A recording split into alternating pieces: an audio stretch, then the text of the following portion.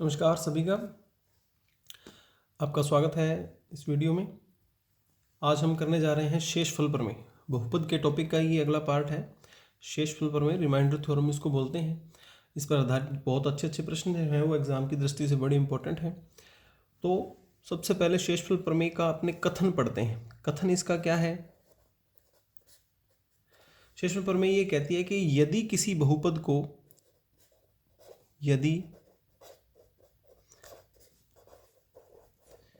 कोई बहुपद हमारे पास है fx, यदि किसी बहुपद को कोई रेखीय बहुपद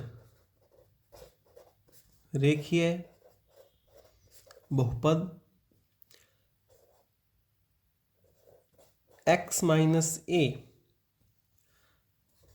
से विभाजित किया जाता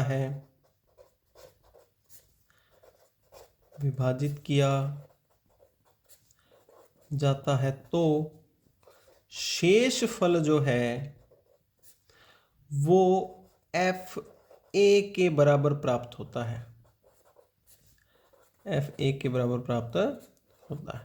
ये शेषफल प्रमेय। दोबारा देखें, यदि किसी कोई बहुपद हमें दिया गया है fx और उसको कोई रेखीय बहुपद जो है x माइनस a से अगर विभाजित किया जाता है तो शेषफल जो है हमें fa प्राप्त होता है। अब इसको जरा अपने और समझ लेते हैं। जो रेखीय बहुपद है उसको अपने पहले 0 के बराबर रख करके और x का मान प्राप्त किया जाता है। यहाँ से x का मान कितना आया? a मान इसका आ गया है। अब ये जो x का मान है ये हम बहुपद में रखेंगे। जो बहुपद हमारे पास किस रूप में था? x रूप में था। अब इसमें क्या करेंगे? इसमें a का मान रख देंगे। ये मान रखेंगे तो बहुपद क्या आ जाएगा? fa प्राप्त हो जाएगा। तो ये x का मान रखने के बाद जो रेखीय बहुपद दिया है वहाँ से x का मान निकाल के वो मान अगर आप बहुपद में रखेंगे तो जितना भी मान प्राप्त होगा ये किसको इंगित करेगा? ये शेषफल के बराबर होगा। ये शेषफल के बराबर आएगा। तो ये इस शेषफल प्रमेय का जो है कथन बता दिया और कथन का मतलब क्या है वो अपने को बता दिया। एग्जाम्पल आगे करेंगे, इसके बेस्ड इस पे क्वेश्चन करेंगे तो ये एकदम क्लियर हो जाएगा। ठीक है जी। और वैसे अब शेषफल कहाँ बचता है? जब भाग की प्रक्रिया किया जाता है, जब विभाजन की प्रक्रिया की जाती है तब शेषफल प्राप्त होता है। ये तो सबको पता ही होगा। देखिए कि हम जब भी भाग की प्रक्रिया करते हैं, ठीक है जी, तो अंदर जो लिखा जाता है उसको अपने भाज्य कहते हैं। इसको भाज्य बोला जाता है। और जिससे अपने भाग दे रहे हैं इसको बोलते हैं भाजक। ये भाजक होता है। और जो यहाँ उत्तर आ रहा होता है वो होता है भागफल। इसको भागफल कहते हैं। और भाग लगने के बाद जो हमें शेष प्राप्त होता है उसको अपने क्या कहते हैं? शेषफल कहते हैं। तो ये सबको ध्यान है कि अपने भाग देते हैं तो भाग की प्रक्रिया जो है वो इस प्रकार से होती है। अब इसमें भी एक चीज अपने ध्यान रखने वाली होती है। हालांकि विभाजन एल्गोरिदम की प्रमेय है, ये क्या कहती है? ये कहती है कि भाज्य जो है, भाज्य कैसे प्राप्त होगा? इन सब का भाज्य से क्या संबंध है कि अगर आप भाजक और भागफल को गुणा कर लें, इनको गुणा कर लें और शेषफल उसके अंदर जोड़ दें तो हमें वापस क्या प्राप्त हो जाएगा? भाज्य प्राप्त हो जाएगा। भाज्य कब प्राप्त हो जाएगा? भाजक और भागफल को गुणा कर दें। भाजक और भागफल को गुणा कर दें। गुणा करने के बाद उसमें क्या जोड़ दिया जाए? शेषफल यदि उसमें जोड़ दिया जाए तो हमें वापस जो है वो क्या प्राप्त होता है? भाज्य प्राप्त हो जाएगा। ये विभाजन एल्गोरिदम की प्रमेय भी है। ये आपको यहाँ इसलिए बताइए क्योंकि शेषफल प्रमेय बता रहे हैं। तो शेषफल जो है वो शेषफल कहाँ हमें पढ़ना होता है? शेषफल हम विभाजन की प्रक्रिया में ही शेषफल हम प्राप्त करते हैं कि भाग दे दिया, भाग देने के बाद जो लास्ट में बच गया, दशमलव हम लगाना नहीं चाहते, जो लास्ट में बच गया वो क्या होगा? वो उसका शेषफल होता है। तो ये आपको इसलिए ये प्रमेय भी यहाँ पे बस बता दी गई है। ठीक है जी। अब अपने शेषफल प्रमेय को एक उदाहरण के द्वारा समझते हैं। ठीक है जी। कि हमें कोई उदाहरण दिया गया है, कोई बहुपद दे दिया। बहुपद को हम किससे लिखते हैं जी? fx से लिख लो या px से लिख लो, एक ही बात है। बहुपद हमें दे दिया गया है 4x², 4x की पावर 3 है, और माइनस का 3x² प्लस का 2x और माइनस के 4। और इसको हमें भाग देना है किससे, एक रेखीय बहुपद दे दिया x माइनस 2 से हमें क्या करना है, से इसमें भाग देना है और प्राप्त शेषफल हमें ज्ञात करना है। प्राप्त शेषफल हमें ज्ञात करना है। ध्यान दे से देखिए, बहुपद हमें दिया गया है, इसको ये रेखीय बहुपद से हमें भाग देने पर शेषफल क्या प्राप्त होगा वो हमें प्राप्त करना है। तो आप देखिए कि हम जब भी भाग देते हैं तो क्या होता है, जब लास्ट में जो बचता है उसको अपने शेषफल कहते हैं। तो इसका मतलब क्या है कि हमें इसका भाग देना पड़ेगा, भाग देने पे शेषफल प्राप्त होगा। अब वो प्रक्रिया जो है वो बहुत लंबी है कि बहुपद में आप बहुपद का भाग दे रहे हैं, तो वो प्रक्रिया जरा सी लंबी है। ठीक है जी, प्रश्न इसी पे आएंगे या इस पे आ सकते हैं, क्योंकि ये जो है ये बहुत ही कॉमन क्वेश्चन है, बहुत ही आसान क्वेश्चन है कि बहुपद देगा और आपको एक टुकड़ा देगा उसके बहुपद का, इसको अपने रेखीय बहुपद कह रहे हैं, और वो पूछेगा कि इसका अगर इसमें भाग देते हैं तो शेषफल बताओ क्या होगा। तो ये शेषफल ज्ञात करने के लिए हमें क्या करना पड़ेगा, जैसे हम सामान्य संख्याओं का भाग दे के शेषफल ज्ञात करते हैं वैसे क्या हमें भाग देना पड़ेगा। तो वो प्रक्रिया तो बहुत लंबी हो जाएगी। ठीक है जी, अगर वो प्रक्रिया लंबी हो जाएगी तो क्या कोई छोटा तरीका है, बिल्कुल छोटा तरीका है। छोटे तरीके के लिए ही ये शेषफल प्रमेय जो है वो उपयोग में लाई जाती है। ठीक है जी, अब लंबा तरीका आपने समझे अगर, तो वो तो ये है कि हम भाग दें इसमें भाग दें किसका, इसका क्या प्राप्त करना चाहते हैं, शेषफल। तो शेषफल तो ऐसे ही प्राप्त होगा, लंबी प्रक्रिया अगर देखें तो। ये सिर्फ समझने के लिए है कि शेषफल का अर्थ क्या है, लेकिन हम ये विधि काम में लेंगे नहीं, खाली समझाने के लिए है कि ये विधि अगर काम में लेते तो कितना लंबा पड़ता है। अब हमें x को 4x की पावर 3 बनाना है, तो किससे गुणा करेंगे, x की स्क्वायर से, 4x स्क्वायर से गुणा करेंगे इसको। ये क्या बनेगा, 4x की घात 3, इसका इसमें गुणा करेंगे आएगा ये माइनस का 8x स्क्वायर, चिन्ह बदलेंगे माइनस, ये हो जाएगा प्लस, ये आपस में कट गए हैं, ये बच गया जी प्लस का 5x स्क्वायर और ऊपर से आया कितना 2x। अब इसको बढ़ाएंगे 5x स्क्वायर, तो किससे गुणा करना पड़ेगा, 5x से गुणा करेंगे, 5x को इससे गुणा करेंगे आएगा 5x स्क्वायर, माइनस का हो जाएगा 10x, ये चिन्ह बदल दो इसके, ये कट गए, ये आया जी कितना 12x, ऊपर से उतरा माइनस का 4, इसको 12x बनाएंगे तो किससे गुणा करना पड़ेगा, 12 से, 12x माइनस 12 दूनी 24, चिन्ह बदल दीजिए, ये कट गया, ये कितना बचा प्लस के 20। तो हमारा शेषफल क्या प्राप्त हुआ, शेषफल हमारा क्या प्राप्त हुआ, 20 शेषफल प्राप्त हुआ। तो देखो ये 20 उत्तर प्राप्त करने के लिए ये विभाजन करना पड़ रहा है। अगर इस विधि से चलेंगे तो हमें वैकल्पिक प्रकार के जो है वो प्रश्न कंपटीशन एग्जाम में मिलते हैं। अगर ये प्रश्न आता है तो इस लंबी विधि की कतई आवश्यकता नहीं है। ये किस प्रकार से सॉल्व हो जाएगा, ये देखिए जी, इस प्रकार से सॉल्व हो जाएगा। देखिए, अगर ये सवाल आ जाता है, ऑब्जेक्टिव टाइप क्वेश्चन में आता है, तो हमें लंबी भाग प्रक्रिया नहीं देनी है। हमें क्या करना है, जिससे भाग देना है उसको शून्य के बराबर रखेंगे और शून्य के बराबर रख करके यहां से किसका मान प्राप्त करेंगे, x का मान प्राप्त कर लेंगे। ठीक है जी, अब ये x का मान हम इस बहुपद में रख देंगे, रखते ही शेषफल प्राप्त होगा। हमें सीधा ही क्या प्राप्त होगा, शेषफल प्राप्त होगा। कैसे, कि जो भी बहुपद दिया है उसमें ये जो मान है हम वहां रख देंगे। तो आप x की जगह रखिए 2, 4 तो है ही, x की जगह आपने कितना रखा, 2 रखा, ऊपर घात कितनी है, 3 है, ये 3x की जगह 2 रखा, घात कितनी है, 2 है, 2x की जगह कितना रखा, 2 रखा, माइनस का 4, 3 की घात 2 की घात 3 यानी कितना हुआ 8, माइनस 3, 2 की घात 2 यानी कि 4, 2 दूनी 4 और ये माइनस का 4, ये तो यहीं कट गए, 8 चौका 32 और 4 तिया 12, कितना प्राप्त हुआ 20। अब आप स्वयं फैसला करें कि कौन सी विधि जो है वो आपको शेषफल जो है वो तुरंत निकाल करके दे देगी। तो ये वो विधि है जो आपको शेषफल तुरंत निकाल करके देगी। दोबारा देख लीजिए इसको, आपको बहुपद देख के बोला जाएगा कि इसका भाग देने से शेषफल क्या प्राप्त होगा, तो आप जिसका भाग दे रहे हो उसको रखिए 0 के बराबर, 0 के बराबर रखिए, मान निकालिए x का जो भी मान आए उसको बहुपद में रख दीजिए, हल कर लीजिए, शेषफल प्राप्त हो जाएगा। और यही बात शेषफल प्रमेय कहती है। ठीक है, आगे चलिए नेक्स्ट क्वेश्चन अपने करेंगे एग्जाम्पल नंबर 2 पे। एग्जाम्पल नंबर 2 पढ़िए।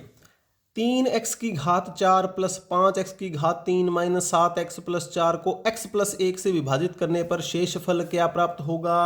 अभी जो प्रश्न करवाया है वैसे का वैसा प्रश्न है। क्या बताया गया है जी, जिससे भाग देना है उसको शून्य के बराबर रखिए, रख दिया। क्या प्राप्त हुआ, x की घात x का मान -1 प्राप्त हो गया। जो x का मान आया है उसको बहुपद में रख देंगे तो हमें क्या प्राप्त हो जाएगा, हमें शेषफल प्राप्त हो जाएगा। इसमें रख दीजिए -1। ठीक है जी, 3 1 की घात 4 5 -1 की घात 3 7 -1 प्लस में कितना है 4 -1 की घात 4 है, सम है तो क्या हो जाएगा, ये प्लस का 1 हो जाएगा। ये -1 की घात विषम है तो -1 हो जाएगा। 7 एकम 7 और माइनस प्लस, और ये प्लस का 4 है ही। 3 एकम 3 5 एकम 5 और प्लस माइनस प्लस का 7 प्लस का 4, ये हो गए प्लस के 14 माइनस का 5, और उत्तर हमारे पास बचेगा कितना, 9। ये इसका जो है वो शेषफल प्राप्त हो जाएगा। ठीक है जी, अगले प्रश्न पे आइए। अभ्यास जितना करते जाएंगे उतना ही हमें जो है वो प्रश्न जो है क्लियर होते चले जाएंगे। अब देखिए इस प्रश्न को देखो दोबारा, इससे भाग देना है, शेषफल क्या आएगा। एक तो इस प्रकार के प्रश्न बनाएंगे, ऐसे अपने 2 प्रश्न कर लिए हैं और अभ्यास इनका इन प्रकार के प्रश्नों का हो गया है कि इससे भाग देने पर शेषफल क्या आएगा। अब इसमें क्या पूछा है, इससे भाग देने पर शेषफल ये आता है, आप बताओ क्या आएगा। ऊपर वाले में उसने शेषफल पूछा है, इसमें उसने शेषफल दे दिया है। क्या पूछ रहा है, कोई अज्ञात राशि पूछ रहा है। तो ये किस प्रकार का सवाल है, ये है अज्ञात राशि पूछेगा, अज्ञात राशि पूछेगा। ठीक है, शेषफल खुद बताएगा और हमसे के का मान पूछेगा। तो के का मान, अब देखिए हमें पता है कि इसको 0 के बराबर रख करके जो x का मान आएगा उसको अगर इसमें रखते हैं तो हमें शेषफल प्राप्त होता है। और शेषफल इसने दे रखा है, हाँ जी, शेषफल इसने पहले ही दे रखा है, कितना 4। कब प्राप्त होगा, जब इसको 0 के बराबर रख के इसमें, अब इसको 0 के बराबर रखोगे तो x का मान कितना प्राप्त होगा जी, x का मान प्राप्त होगा +2। x का मान प्राप्त होगा +2। आप इसमें रख दीजिए, इसमें रखोगे तो शेषफल कितना आएगा 4, वो हमने बराबर में रख दिया। 2 रखिए आप, 2 की घात 3 कितना हो गया 8। यहाँ 2 है, यहाँ 2 रखोगे, 2 की घात 2 4, 4 दूनी 8। के साथ 2 रखोगे, यहाँ 2 रखेंगे तो कितना आएगा 2k, और ये 4 है, बराबर में 4 रख दिया क्योंकि ये शेषफल को इंगित करता है, शेषफल उसने बता रखा है। आज 8 और 8 हो गए 16, 2 के यहीं रखो, 16 16 और 4 कितने हो गए भाई 20, बराबर में कितना है 4। 2 के बराबर 4 इधर गया माइनस का 20, 2 के बराबर माइनस का कितना आया 16, और के बराबर -16/2, के का मान आया जी -8। ये लीजिए, इस प्रकार के सवाल वो अज्ञात राशि भी पूछेगा। अब एक और प्रश्न अज्ञात राशि का अपने करते हैं, एक और प्रश्न करते हैं। ये प्रश्न है x की घात 3 plus 2x² plus kx plus 4, इसमें भाग देना है x - 2 से। ये पूर्णतः विभाजित है, बहुत इंपॉर्टेंट प्रश्न है, पूर्णतः विभाजित है। अब पिछले प्रश्न में तो शेषफल बताया था, अब यहाँ क्या पूछ रहा है, के ज्ञात करो। क्या पूछ रहा है, अज्ञात राशि ज्ञात करवा रहा है। अज्ञात राशि ज्ञात करवाएगा तो शेषफल देना चाहिए ना इसको, भाई पिछले सवाल में दिया था, शेषफल दिया था, के पूछ रहा था, यहाँ भी के पूछ रहा है, लेकिन क्या शेषफल दिया है, शेषफल नहीं दिया, लेकिन उसने ये बात लिख दी पूर्णतः विभाजित। जब भी कोई संख्या पूर्णतः विभाजित होती है तो शेषफल 0 होता है। जब भी कोई संख्या पूर्णतः विभाजित लिखा जाए तो इसका मतलब है कि शेषफल जो है वो कितना प्राप्त होगा, शून्य प्राप्त होगा। तो अब हमें शून्य शेषफल लेके चलना है। शेषफल कैसे ज्ञात करेंगे, यहाँ से मान निकाल के इसमें रखो, यहाँ से x का मान निकालोगे कितना आएगा, इसको 0 के बराबर रखेंगे तो x का मान कितना आएगा, 2। 2 यहाँ रख दीजिए आप, ठीक है जी। 2 रखेंगे तो 2 की घात कितनी, 3, 2 फिर 2 की घात 2, ये 2 के प्लस में 4, हमने 2 2 2 रख दिया। 2 की घात 3 हुआ 8, 2 ये 2 की घात 2 हुआ 4, 2 के प्लस 4 बराबर में 0, 8 प्लस 4 दूनी 8 प्लस 2 के प्लस 4 बराबर 0, 8 और 8 16, ये 2 के लिख लो, 8 और 16, 16 और 4 कितना हुए 20 बराबर में 0, 2 के बराबर माइनस का 20 और के बराबर -20/2 यानी के माइनस का 10 आपका उत्तर आ गया इस प्रकार से, ठीक है जी। तो अज्ञात राशि ज्ञात करने के मैंने 2 प्रश्न आपको करवाए हैं। एक में वो शेषफल स्पष्ट रूप से लिख के देता है, एक में शेषफल स्पष्ट रूप से लिख के देखेगा, जो शेषफल देगा वो हमें बराबर में रख के चलना है। एक में वो शेषफल देगा नहीं, हमें खुद पता होना चाहिए कि पूर्णतः विभाजित शब्द आ गया तो इसका मतलब शेषफल कितना हो गया, शून्य, तो हमें शून्य बराबर लेके चलना है। तो ये 2 प्रकार के प्रश्न हमने कर लिए। अब किस प्रकार के प्रश्न पूछ सकता है, अब इस प्रकार का प्रश्न भी पूछ सकता है।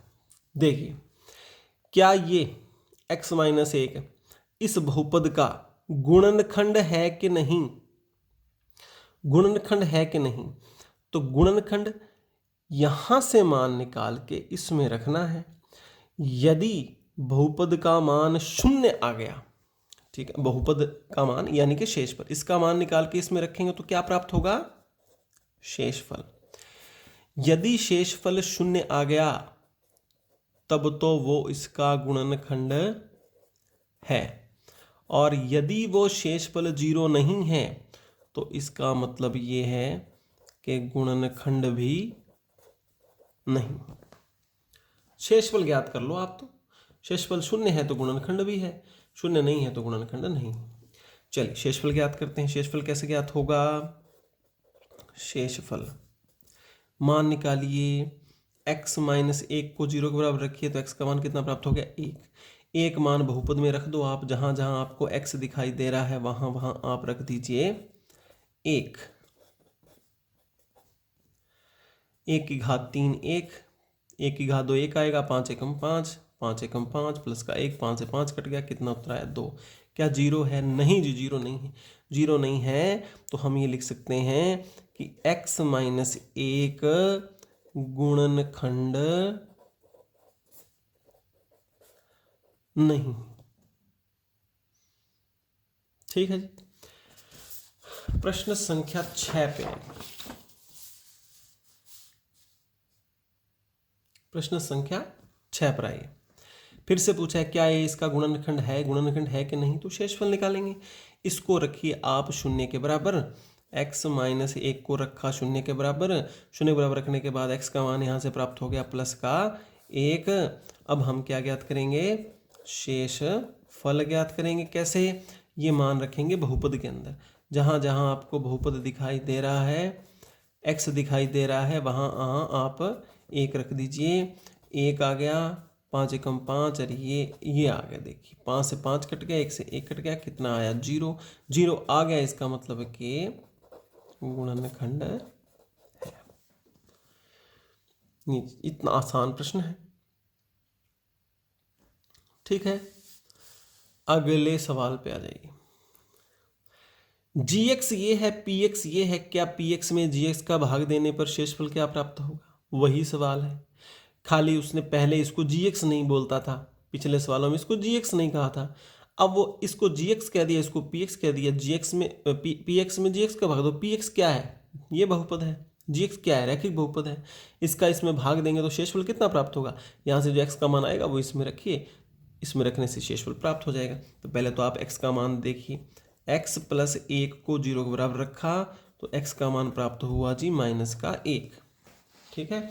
अब ये मान आप यहाँ रखिए शेषफल प्राप्त करने के लिए। शेषफल प्राप्त करने के लिए क्या करेंगे, ये मान इसमें रखेंगे, जहाँ जहाँ आपको x दिखाई दे रहा है वहाँ वहाँ आप क्या रख दीजिए, माइनस का 1 रखते चले जाइए। 7 एकम 7 और ये आ जाएगा आपका माइनस, क्योंकि प्लस का माइनस का है, प्लस -1 की पावर 2 है, सम है घात, तो ये -1 का हो जाएगा +1 और +1 का 5 से गुणा करेंगे तो आएगा 5 और ये आ गया 3। ठीक है जी। माइनस का 7 और प्लस का कितना है 8, कितना बचेगा जी, प्लस का बच गया 1, ये आपका उत्तर हो जाएगा। ठीक है जी। ये प्रश्न देखें, अब ये प्रश्न देखिए,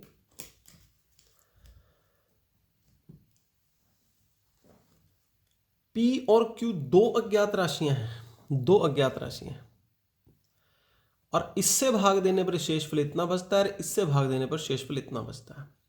तो हम दोनों का शेषफल ज्ञात करेंगे, दोनों का शेषफल दिया है। हम क्या करेंगे कि पहले तो यहां से मान निकाल करके इसमें रख के इसका शेषफल प्राप्त कर लेंगे।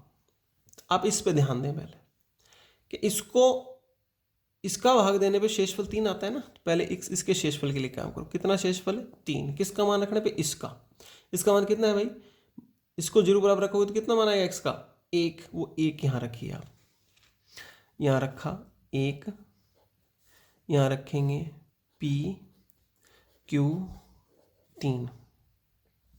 ठीक है, P + Q 3 और 1 कितने हुए 4, बराबर में क्या है 3, P + Q बराबर ये 3, इधर गया 4, P + Q बराबर माइनस का 1, ये समीकरण।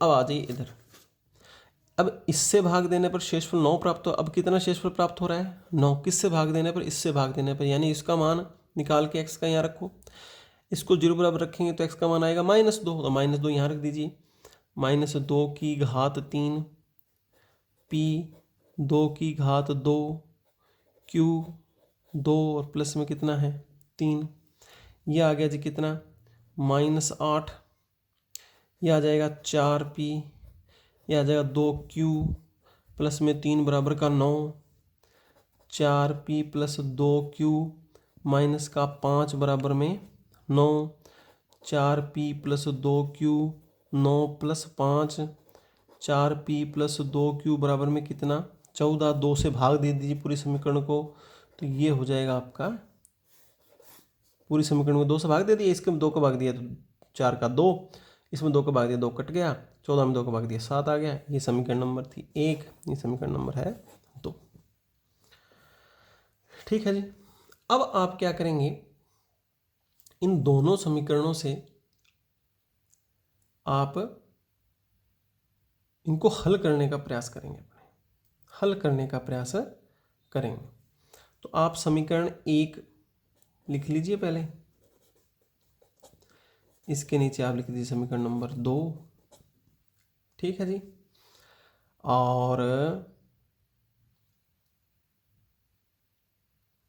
सॉरी -2 रखना है, -2 रखना है, या -2 यहाँ से तो कोई फर्क पड़ने में 4 ही आएगा, ये -2, ये माइनस आएगा, ये माइनस आएगा,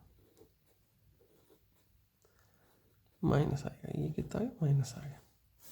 अब इन समीकरणों को हल कर लिया। अभी विलोपन विधि है, आगे रह के समीकरणों को हल करेंगे तब विधि आएगी। दोनों समीकरण रखें, इनको जोड़ेंगे तो ये प्लस का क्यू और माइनस का क्यू कट गए तो 2P और 1P मिलके कितने हुए 3P, और ये 7 प्लस का और 1 माइनस का कितने आए 6 प्लस के, तो P बराबर 6/3, यानी P का मान कितना प्राप्त हो गया हमें 2 प्राप्त हो गया।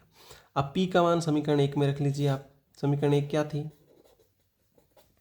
P का मान रख लो 2,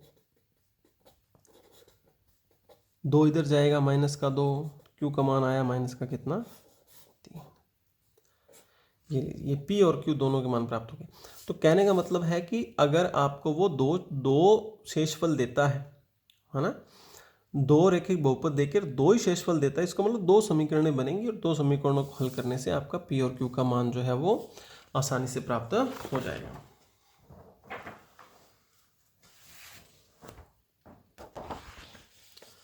इसके बाद अपना प्रश्न नंबर 9 है जी। 9 नंबर प्रश्न अपने करेंगे, एक किस मान के लिए बहुपद ये और ये को द्वारा भाग देने पर शेषफल प्राप्त हो। शेषफल समान बचता है, समान शेषफल बचता है। यहां से x का मान निकाल लो, इसमें रखो, यहां से x का मान निकाल के इसमें भी रखो, और दोनों का शेषफल क्या बचना चाहिए, बराबर। पहले इसमें रखेंगे, यहां से मान निकालो x का कितना आएगा, प्लस का एक, प्लस का एक यहां रखिए आप, यहाँ रखेंगे प्लस के 1 की घात 3 होगी तो 1 ही आएगा, 1 का 4 से गुणा करेंगे 4 आएगा। यहाँ आप रखोगे 1, a में गुणा होगा a ही आएगा, 2 का 2 आएगा, -1 का -1 आएगा। फिर 1 आप यहाँ रखिए, इस बहुपद में रखिए, तो 3 का 3, 7 का 7, -8 का 8 और 1 का a आएगा। ठीक है जी। यहाँ -a, 4 और 2 6, प्लस के और 1 माइनस का, तो कितने बच्चे प्लस के 5। यहाँ क्या हुआ 10, प्लस के और 8 माइनस का, तो प्लस के कितने बचे 2, -a ये इधर ले जाइए, -a हो जाएगा, और 5 इधर आके माइनस का हो जाएगा, -2a बराबर बचेंगे -3, माइनस से माइनस कट गया, a बराबर 3/2 प्राप्त हो जाएगा। ठीक है जी। तो इस प्रकार का ये हमने प्रश्न कर लिया है। दोबारा देख लीजिए, दोनों में शेषफल कैसा बचता है, समान बचता है। समान बचता है तो दोनों शेषफलों को आप समान रख दीजिए, समान रखेंगे तो आपको a का मान जो है वो प्राप्त हो जाएगा। ठीक है जी। इसके बाद नेक्स्ट जो है क्वेश्चन आपका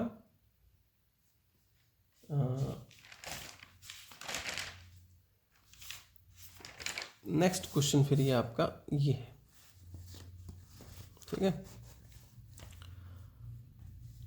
x की घात 4 + 1 में क्या जोड़ा जाए कि, हाँ जी ये नेक्स्ट प्रश्न है अपना 10वां। x की घात 4 + 1 में क्या जोड़ा जाए कि x + 1 से पूर्णतः विभाजित हो जाए।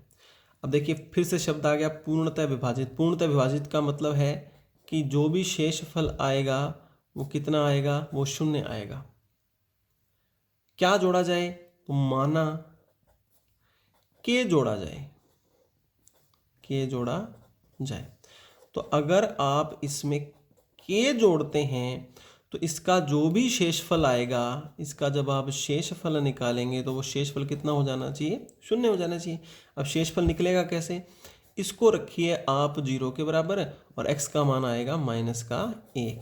अब ये -1 जो है वो आप इस बहुपद में रख दीजिए, यहाँ रख देंगे, जो शेषफल जो है वो 0 आएगा। तो शेषफल कितना लेके चलना है अपने को, 0 मान रखिए इसमें।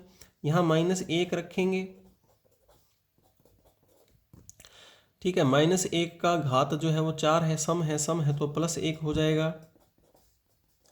2 + k बराबर 0, k बराबर -2। तो क्या जोड़ा जाए, -2 जोड़ा जाए, जिससे कि ये पूर्णतः विभाजित हो जाएगा। ठीक है जी। अंतिम प्रश्न अपने इस वीडियो का बहुपद शेषफल प्रमेय पर आधारित। ये बहुपद देख लिए, इसमें उभयनिष्ठ गुणनखंड रखते हैं तो वह उभयनिष्ठ गुणनखंड क्या होगा, वह उभयनिष्ठ गुणनखंड क्या होगा।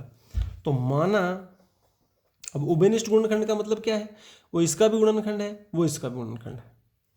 तो माना इस सवाल को ऐसे शुरू करना है, माना उभयनिष्ठ गुणनखंड जो है वो है x - k, ये लेके चलना है। हम ये मान लेते हैं कि इससे भाग देने पर इसका और इसका जो शेषफल है वो समान आएगा, क्योंकि उभयनिष्ठ गुणनखंड है ना भाई। तो इसमें भी तो भाग देगा और इसमें भी भाग वो देगा।